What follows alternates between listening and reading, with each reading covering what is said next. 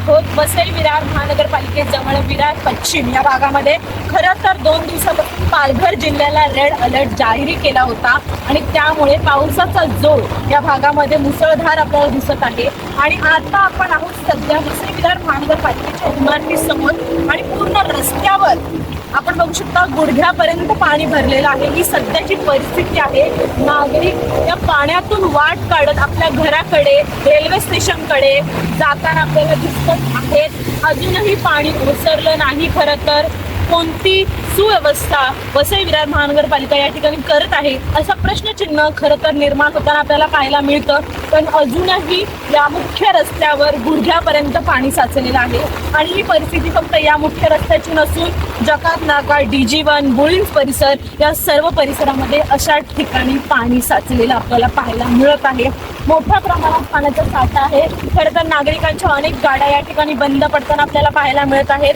नागरिक अडचणीत आलेले आहेत. अनेक घरांमध्ये पाणी सुद्धा शिरलेलं आपल्याला पाहायला मिळत आहे. खरं तर वसई विरार महानगरपालिकेने 90% नालेसफाई झाली असं सांगितलं होतं. पण जर 90% नालेसफाई झाली होती तर पाणी अजून का विसरलं नाही असं प्रश्नचिन्ह निर्माण होतं. तुमचं नाव काय सर? आत्ता जस्ट कामावरून आले आहेत. खरं तर या ठिकाणचे रहिवासी आहेत. गेले तब्बल 12 वर्ष झाले ते या ठिकाणी राहत आहेत.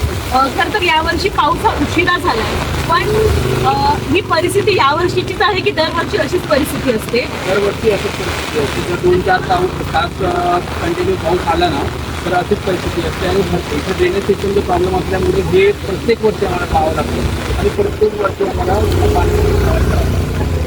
जसं यांनी सांगितलं की हे 12 वर्ष या ठिकाणचं रहिवासी आहे. ड्रेनेजचा प्रॉब्लेम असला त्यामुळे दरवर्षी थोड्या प्रमाणात जरी पाऊस पडला तरी असंच पाणी साचतं आणि येता जाता नागरिकांना हा त्रास, हा रोष खरं तर होताना आपल्याला पाहायला मिळत आहे.